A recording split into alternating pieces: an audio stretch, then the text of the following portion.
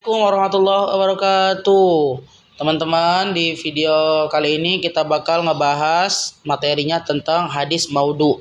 Hadis maudhu itu apa sih? Hadis palsu. Nah, teman-teman, pernah gak sih kalian ngelihat atau ngebaca postingan yang kayak gini?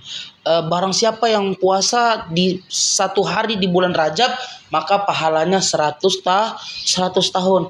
Kedengarannya indah banget, teman-teman. Tapi gimana kalau saya bilang kalau hadis ini bukan hadis dari Nabi? Nah, di video kali ini kita bakal ngebahas tuntas dan ngebedah video ngebedah materi bertentangan dengan hadis maudhu. Nah, apa sih itu hadis maudhu?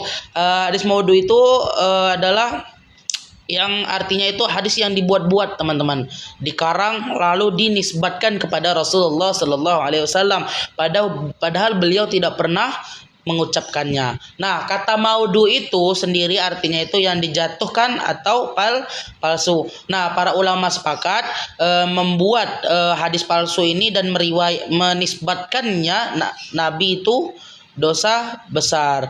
Rasulullah Sallallahu Alaihi Wasallam, barang siapa yang berdusta atas namaku dengan sengaja, maka hendaklah ia mengambil tempat duduknya di neraka. Hadis riwayat Bukhari dan Muslim. Ini hadis yang sahih ya, teman-teman. Jadi masalahnya apa? Masalahnya bukan cuma salah info, ini menyangkut agama. Kenapa sih ada orang yang bikin hadis itu palsu? Nah, visualnya gini, timeline sejarah ya, teman-teman. Lalu kenapa ada hadis palsu? Nah, ada 4 motif, teman-teman. 4 motif utamanya. Yang pertama adalah motif politik. Nah, zaman dulu ada kelompok yang mau menjelekkan kelompok lain, lalu bikin hadis buat mendukung golongannya, gitu, teman-teman. Yang kedua, teman-teman, ada motif ceramah, teman-teman. Nah, motif ceramah ini dia itu ada penceramah yang mau jamaahnya nangis, lalu melebih-lebihkan dengan bikin hadis. Dan yang ketiga, motifnya ini niatnya baik sih, teman-teman, tapi salah. Ada orang yang niatnya nyemangatin ibadah, jadi dia bikin pahala yang bombastik gitu. Contohnya apa? Sholat sekian rakaat pahalanya sekian juta. Itu termasuk untuk motif-motif yang salah, tapi motif yang niatnya baik tapi salah. Dan yang terakhir, motif yang menyesatkan. Nah, ini, teman-teman, ini yang paling benar-benar paling bahaya, karena dibuat oleh musuh Islam untuk merusak ajarannya. Apa sih, teman-teman, contohnya orang mau ngebikin hadis palsu itu untuk apa? Untuk cepat viral videonya, teman-teman. Nah, ada nih 5 contoh hadis maudhu yang masih viral di kalangan mungkin kita ya, teman-teman semua pasti pernah melihat. Ini ada salah satunya di catatan saya ya, teman-teman, dan saya menggunakan kitab juga. Di sini yang pertama ada tidurnya orang yang berpuasa adalah ibadah. Mungkin teman-teman pernah dengar. Nah, ini bukan hadis, teman-teman. Tidak ada asal usulnya dari Nabi Shallallahu Alaihi Wasallam. Yang kedua apa? Cinta tanah air sebagian dari iman. Wah, ini kayak bahasa gufron banget ini, teman-teman. Tapi sering banget nih kita dengar. Tapi para ulama hadis menyatakan kalau ini maudhu.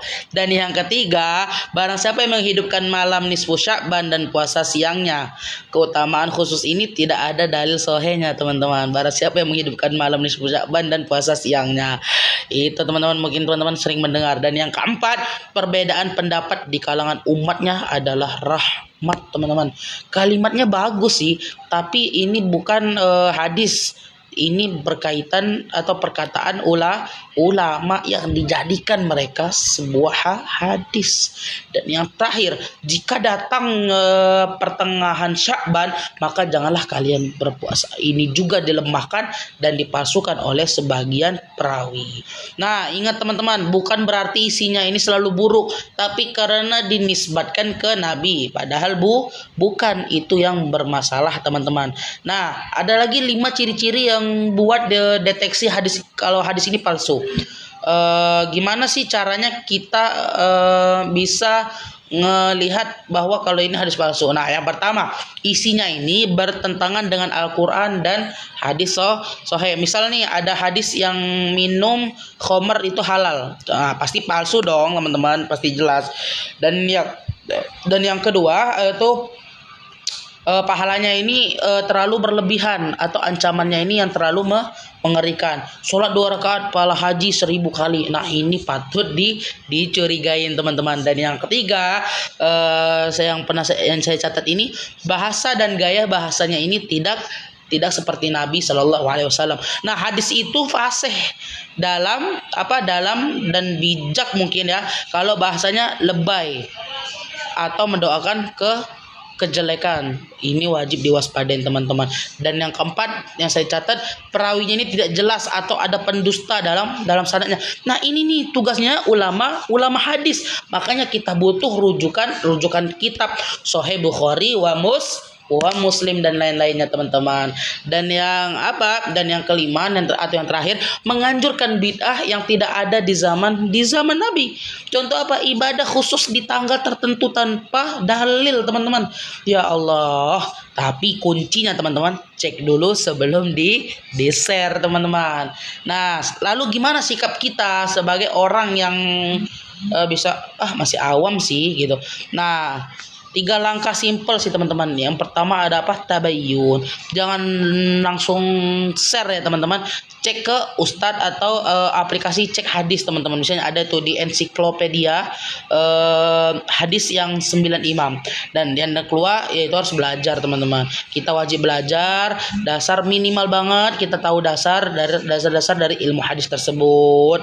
Nah dan yang ketiga, luruskan dengan baik. Kalau ada teman yang nge-share hadis palsu, jangan dibully teman-teman, bilang pelan-pelan, ngomong secara yang enak. Nah agar nanti teman-teman kita tidak merasa tersinggung. Kita ngajak mereka secara dewasa saja.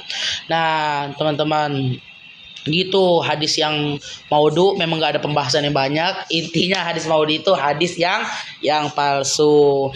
Oke teman-teman, mungkin di video kali ini kita hanya ngebahas hadis maudhu dulu. Nanti di video selanjutnya kita bakal ngebahas hadis-hadis yang lain. Sampai di sini saja. Kalau ini bermanfaat, jangan lupa share ke teman-temannya. Share and comment dan follow teman-teman. Syukran. Assalamualaikum warahmatullahi wabarakatuh.